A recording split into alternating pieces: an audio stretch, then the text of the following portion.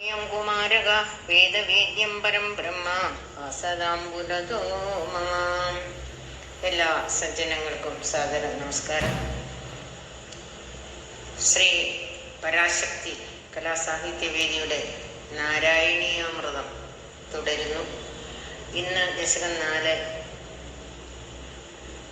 5, 6 ശ്ലോകങ്ങളാണ് നമ്മൾ നോക്കാനായിട്ട് പോകുന്നത്. ആദ്യമേ ശ്ലോകത്തിലേക്ക് കിടക്കണം. വിസ്ഫുടാവയവഭേദസുന്ദരം ത്വദ്വപുസ്സുചിരശീലനാവശാത് അശ്രമം മനസി ചിന്തയാമഹേ ധ്യാനയോഗനിരതാസ്ത്വദാശ്രയാം. ആധ്യാത്മികം മുതലായ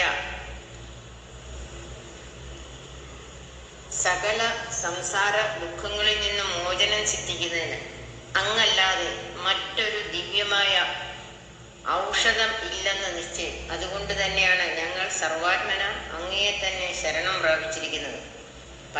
പരമാനന്ദാത്മകനായ അങ്ങയെ സാക്ഷാത്കരിക്കുന്നതിന് വേണ്ടി ധാരണാപര്യന്തമുള്ള യോഗങ്ങളെ സുസ്ഥിരമാക്കിക്കൊണ്ട് ഞങ്ങൾ യോഗത്തിൽ ബദ്ധ ശ്രദ്ധരായിരുന്നു. ധാരണ ആരംഭിക്കുന്നതിന് മുമ്പിൽ അങ്ങയുടെ ദിവ്യരൂപം അസ്പഷ്ടമായിരുന്നേക്കാം. എങ്കിലും അനന്യ ശരണന്മാരായ ഞങ്ങൾ മറ്റു സകല വിഷയങ്ങളെയും വെടിഞ്ഞ് എല്ലായ്പ്പോഴും അങ്ങയെ തന്നെ ഭക്തിയോടുകൂടി ധ്യാനിക്കുന്നതാണ്.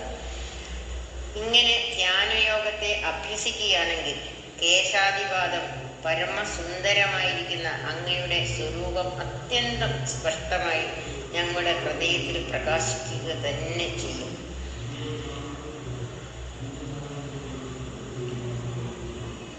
കൂടാതെ ആപാദചൂഡം പരമസുന്ദരമായിരിക്കുന്ന അങ്ങയുടെ ദിവ്യ വിഗ്രഹത്തെ ഞങ്ങൾ മനസ്സിൽ എപ്പോഴും ചിന്തിച്ചു കൊള്ളാം. ഇവിടെ വർത്തമാനകാല ഭേദത്തോട് അടുത്തു നിൽക്കുന്ന ഭവിഷ്യ അർത്ഥത്തിലാണ് പ്രയോഗിച്ചിരിക്കുന്നത്. ഇപ്രകാരം അങ്ങയെ പ്രാപിക്കുന്നതിനുള്ള ഉപായങ്ങളിൽ മുഖ്യമായ ധ്യാനയോഗത്തിൽ ബദ്ധ ശ്രദ്ധരായി ഭവിക്കും. അങ്ങനെ പരമഭക്തരായി തീരുകയും ചെയ്യും എന്നാണ് പറഞ്ഞു വെച്ചിരുന്നത്. നമുക്ക് അടുത്ത ശ്ലോകത്തിലേക്ക് പോകാം. ധ്യായതാം സകലമൂർത്തിമീദൃശിം ഉന്മിഷൻ മധുരദാഹൃദാത്മനാം സാന്ദ്രമോദരസരൂപമാന്തരം ബ്രഹ്മരൂപമൈദേവ ഭാസതേ. അനന്തരം സമാധിയെക്കുറിച്ചാണ് പറയുന്നത്. അല്ലയോ ഭഗവാനെ, മുൻ ശ്ലോകത്തിൽ പറഞ്ഞതുപോലെ അങ്ങയുടെ സകലമായ മൂർത്തിയെ നിരന്തരം ധ്യാനിച്ച് ആ ധ്യാന മഹിമയാൽ അവ്യക്തമായ ഉത്തരോത്തരം പ്രകാശിക്കുന്ന അങ്ങയുടെ ഭാഗ്യാതിശയത്താൽ ഞങ്ങളുടെ അന്തഃകരണം സാന്ദ്രാനന്ദൈകരസമായി അങ്ങയുടെ രൂപം പ്രകാശിക്കുന്നതാണ്.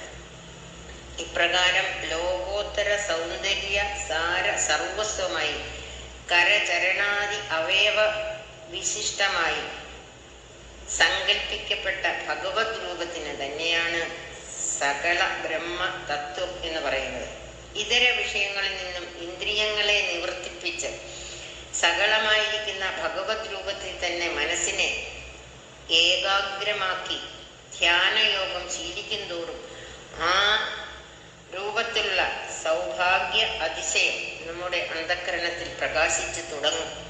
അതോടുകൂടി രാഗ രോഷാദി ദോഷങ്ങളും സമൂലം നശിച്ച് അന്തഃകരണം അതിസ്വച്ഛമായി ശുദ്ധ സത്വമയമായി ഭവിക്കുന്നു.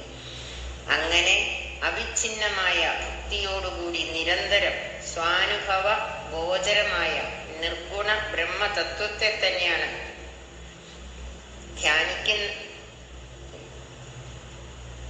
ബ്രഹ്മതത്വത്തെ തന്നെ ധ്യാനിക്കുന്ന പക്ഷം ധ്യാനിക്കുന്ന താൻ വേറെ പരമാത്മാ വേറെ എന്നുള്ളതായ ഭേദബുദ്ധി നശിച്ച് തന്മയീഭാവം ഉണ്ടാകുന്നു. ഈ അവസ്ഥ തന്നെയാണ് സമാധി. ഇപ്രകാരം സകല ബ്രഹ്മോപാസന കൊണ്ട് തന്നെ പരമാത്മ സാക്ഷാത്കാരം നേടുന്നു. അടുത്ത ഭാഗം നമുക്ക് അടുത്ത ദിവസം നോക്കാം.